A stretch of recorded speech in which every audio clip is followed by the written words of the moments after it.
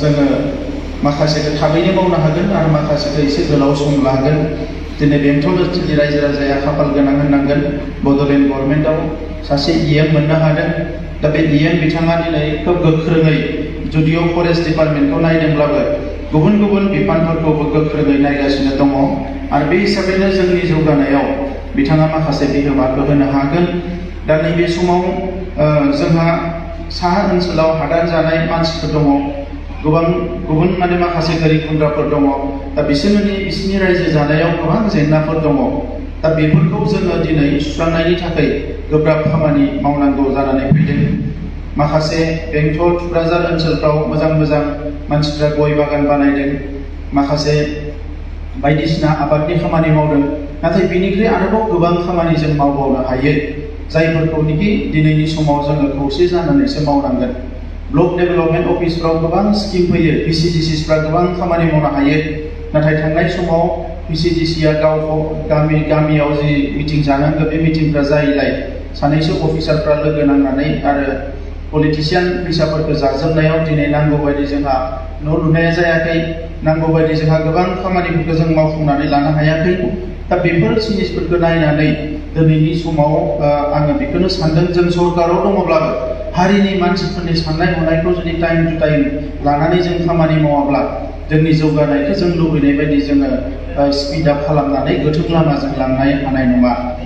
माखासेखौ जों थिग खालामबाय, दायो गभर्नमेन्टआव गोबां गेना गोरोन्थि ज' जाना दङमोन। बेफोरखौ मोनसेनि उनाव मोनसे सुस्रांनानै जोङो थिग खालामजोब्बाय आरो एसे दंबावो, बेखौबो जोङो थिग खालामगोन। बिनि उनाव जिखिनि खामानि बेखौ मावफुंनो थाखाय जोङो बयबो खौसेयै जानजि खाफ्रा नांगोन। दा मोनसे जोंहा गोरोबथा जालांबाय। बे गोरोबथानि गेजेरजों माखासे माने फसंथाना थाबैनो दाफुंजासिगोन। NDPनि जि मोनसे रिहेबिलिटेसन पेकेज, बेवहाय 1600ल'मोन, बेखौ 4000 खालामनाय जाबाय। नैबे अक्ट'बरनि आं सानदों जोबनायथिंजायनो 4300 NDPनि सेंग्राफ्रा, बे लाइमोनफ्रा बेवहाय माने माबाखौ मोननो हासिगोन, माने बिथांमोननि रिहेबिलिटेसन पेकेजखौ मोननो हासिगोन। 274 केस उइथड्र जाबाय आरो माखासे केस उइथड्र जानायनि लामायाव। आरो आसाम गभर्नमेन्टआ जों खनले सावरायबाय थादोंमोन, दाख्लै बावै NLFB ओंखारबाय, बिनि उनाव ULB ओंखारबाय। नङाब्ला जिखिना जेलाव दङ बेखौ बरनजोबनायनि थाखाय माखासे खोथाफोर सोलिगासिनो दङमोन। रन्जन दैमारि बिथांखौबो दिनै आयेनगत भाबै उदां अख्राङाव लाबोनो हानायनि माखासे बेबस्थाया जाजोबाब्लाबो बिथांखौ जाहाथे एकर्डआव मोनसे सिगनेटरि होनानै, मोनसे अनार होनानै मोजाङै लाखिनो हायो, बिनि थाखाय चिरां जिल्लायावनो बिथांखौ दोनफैनो थाखाय मोनसे गेस्ट हाउसआव माखासे डेभेलपमेन्टेल खामानि मावनाय जादों। गेस्ट हाउसखौ बेबो सोलिगासिनो दङ।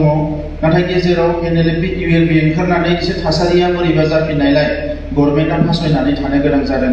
दा जोंनिफ्राय जों नारसिनबाय थादों जे जोंनि जि एकर्ड बेखौ 100% जोङो इमप्लिमेन्ट खालामनानै बर' हारियाव 100% गोजोनखौ लाबोनानै हारि जौगानायनि खामानिखौ गोख्रोङै मावनांगोन।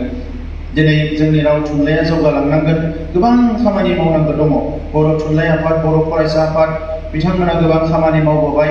नाथाय गभर्नमेन्टआ फुल्लि पेट्रनाइज होनानै जि खामानिफ्रा जोंहा थालांदों, हारि हिसाबै थांना थानो बेसेबां जोंनो इउनिभारसिटि नांगौ, बेसेबां कलेज नांगौ, बेसेबां मेडिकेल कलेज नांगौ, बेसेबां इन्डास्ट्रि नांगौ, मा जोंनो सेन्टार नांगौ, बेफोरखौ रुजुबना लानानै जोङो हारिखौ गुबुन मोनसे स्टेजाव जोङो लांनांगोन, आं बेखौ हास्थायो। दा बेनिखायनो जोङो माखासे लाइमोनफोरजोंबो जोङो गोख्रों सोमोन्दो थानांगोन। जोंनि प्रफेसार मेलेमजिबि साननो हनो गोरोंफ्रा बेवहाय लोब्बा लानांगोन, अब्लासो जोङो मोनसे गोथों लामाजों दावगालांनो हागोन। दा बेनिखायनो नैबे समाव जेसेबां कलेजाव, इउनिभारसिटियाव जोंहा प्रफेसार दङ, बिसोरजों जोङो सावरायनाय हाबाफारिखौ जों लादों। बावैसो मोनसे 100 लेंगुवेजेस पोएट्रि वीक क'क्राझाराव जागोन नभेम्बर मासाव।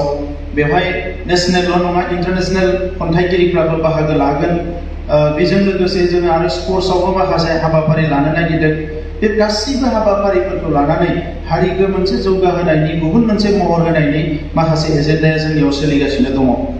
गामिनि मानसिफ्रा दाउ अमा फिसिनो हायो। जोङो 60,000 सुबुङा अमा फिसिनायजों लोब्बा लानो हानाय मोनसे स्किम जोङो बानायदों।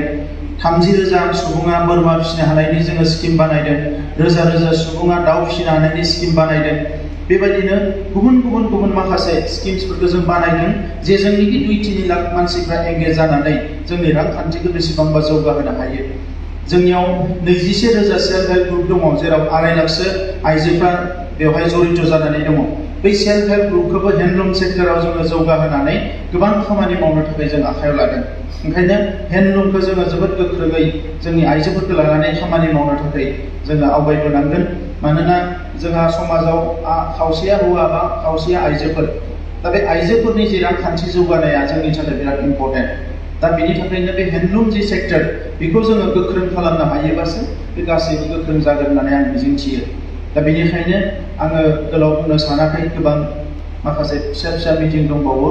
नैबे बाइ इलेक्सननि उनाव आङो फिन फैफिनगोन आरो बै समाव आङो प्रिन्सिपाल बिथांखौ खावलायदों जेसेबां हाइ स्कुलनि टिचार्सफोर बिथांमोनखौबो लिंनांगो, LP स्कुलनि हेड टिचारफोरखौबो लिंनांगो। जोङो मोजाङै सावरायगोन जे हारि जौगानायाव बेंटल ओनसोलनि जोंहा सानसुमैफ्रा मा बुंनो सानो हारि जौगानायाव, लोगोसे बेंटल ओनसोल जौगानायाव जोंनि सानसुमैफ्रा मा बुंनो सानो, बबेखौ जों मावग्रोनांगौ थाबैनो, बबे खामानिखौ थाब मावोबा जोंहा जौगानाया मोजांसिन जायो, बे गासैखौबो जोङो साननानै मावनांगोन। बेवहाय मोनसे स्टेडियामबो दङ, बे स्टेडियामखौ जोङो मोजां खालामनांगोन।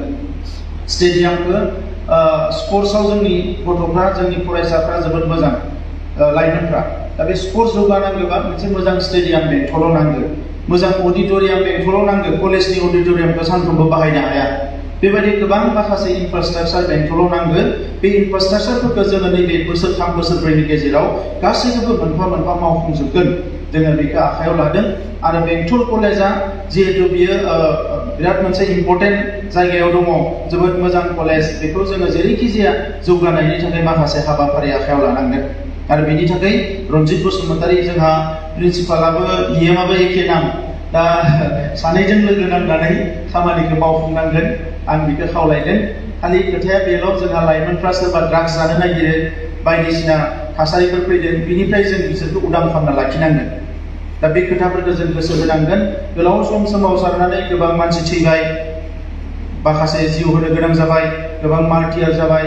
दा नैबे थासारिखौ जोङो बयबो आखायाव लानानै मोजाङै इउटिलाइज खालामनांगोन। आं बेखौनो हास्थायो।